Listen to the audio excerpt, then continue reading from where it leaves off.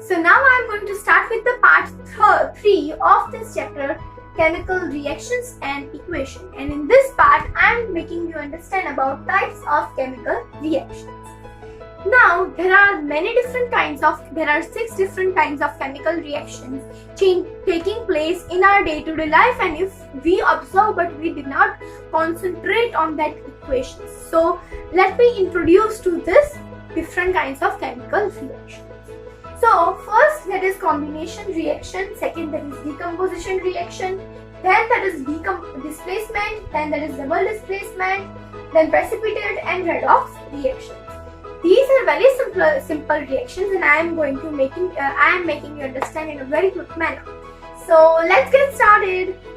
So first that is combination reaction. Now in combination reactions, X element get mixed with Y element.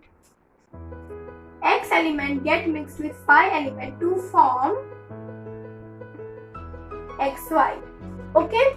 So if we consider an example, then Mg plus O will give out MgO. So no precipitate, no evolution of gas. This is the most simple kind of equation. So this is how the combination reaction is.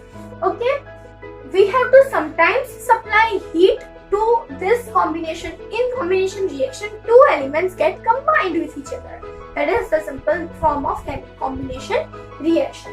Then in decomposition reaction, XY get decomposed into the form of X plus Y.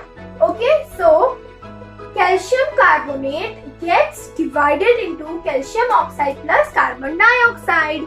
So this is how when we heat this substance, we will get these two different substance. Okay, now if we combine these two substance and supply heat and cool them down, then we will again get this. And if this process has been reversed, then it is known as combination reaction. And if this process has been reversed, then it is known as decomposition reaction. Okay, so this is the simplest form of understanding combination and decomposition reaction. Then comes displacement reaction. Now there are X and Y element, and that they get mixed with Z element to form YZ element plus X element liberating out. So this is the form of displacement reaction. In displacement reaction, Y get displaced. Sometimes X also get displaced. For this we need to understand the reactivity series, and that can be if we understand that reactivity series, then we will be knowing it. So if we consider, so this is the format of displacement reaction. Okay, so if we consider in this example, iron when mixed with copper sulfite, we will get iron sulfide with copper. Okay, now iron is more reactive than copper. Iron is more reactive than copper, so iron displaces copper. If iron won't be more reactive than copper, then it would be as same. Okay, so this iron get displaced with copper over here, and then copper is the precipitate left out. Okay, then comes double displacement reaction. In double displacement reaction, if we take W and X plus Y and Z, we will get X and Y plus Z and W. Understood? Over here the partners changes. All the partners get changed.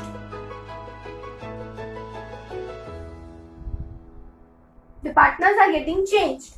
Similarly, if we see over here, barium chloride when get mixed with sodium sulfite, we will get barium sulfide with sodium chloride. Okay, so this is also based on the reactivity series. Now these both are less reactive and these both are more reactive, so they get combined. More reactive ones get combined and less reactive ones get combined. Now these less reactive ones, they form the precipitate. Okay, so this is what double displacement reaction. In double displacement reaction, both the elements partners changes. Then comes precipitate reaction. Now what do we mean by precipitate reaction? We know what is precipitate.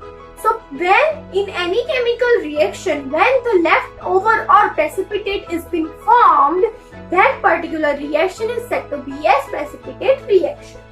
Okay, so over here, calcium hydroxide, when mixes with carbon dioxide, we will get calcium carbonate plus water.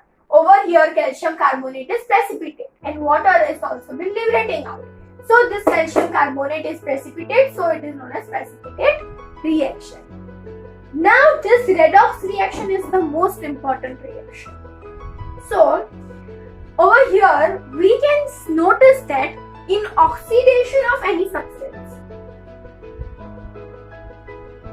okay, there are two kinds, that is oxidation and reduction.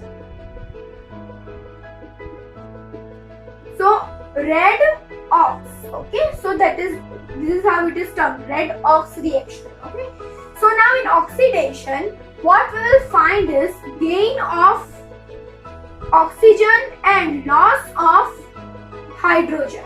If any element gains oxygen or reduces hydrogen, then that particular element is said to be as, that is, oxidized. Okay, and if in any reaction the element loses oxygen and gains hydrogen, okay, so loss of oxygen and gain of hydrogen is stated as reduction reaction. So over here, this is the form of oxidation reaction. So to know who is which agent, now we will find it out. So over here, aluminium is gaining oxygen. Aluminium is gaining oxygen.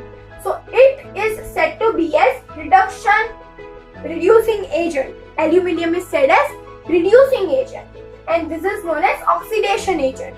As over here,